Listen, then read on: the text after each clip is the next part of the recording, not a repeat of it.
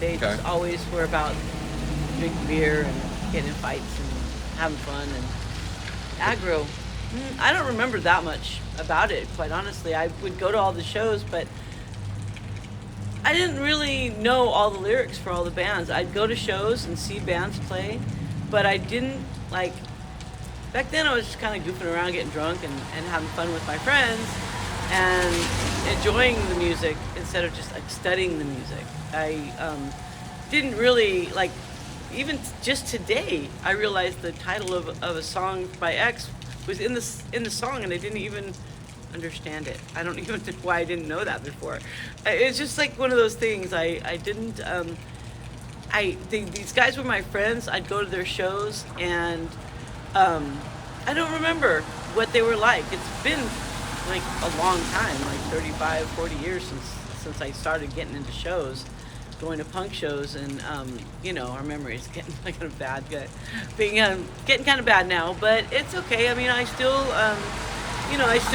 remember everybody there and going to the shows and having fun. I'd save flyers and I'd save tickets. I mean, I still have my tickets from Belmont Ballroom still. That's like really long time ago, like 40 something years ago, 42 years ago maybe. I don't know. But it was I just love all the bands, everybody in the bands. They were all pals of mine, and we had a good time.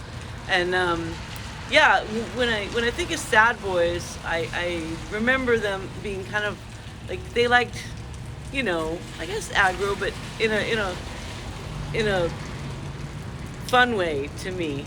Maybe I was just aggro back then. I don't know. I've calmed down since then. I love that song, Shut Up and Drink. It's like Yeah, that's a classic. that's what I always remember, because whenever I Madman gets together, they do a cover of that, and it's really fun. So it's just that's what I remember, the fun stuff. Were you there when Steve passed away? I was at that same show and everybody. I left early because I used to, Ralph and I always lived out of town, and then I think I lived in Squaw Valley at the time, or they don't call it Squaw Valley anymore. Sorry, they call it Yokuts Valley now.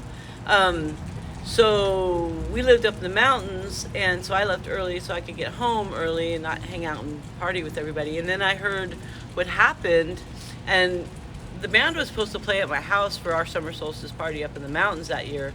And when Jeff called me and told me what had happened, I was just blown away. I was like, why was he walking home drunk?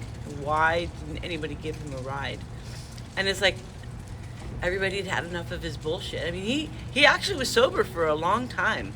He had tried really hard not to be.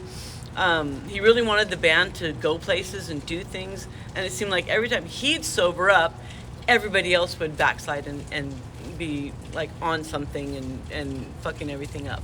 I can say that, right? Of course. Okay. Anyways, that's a punk rock thing to say.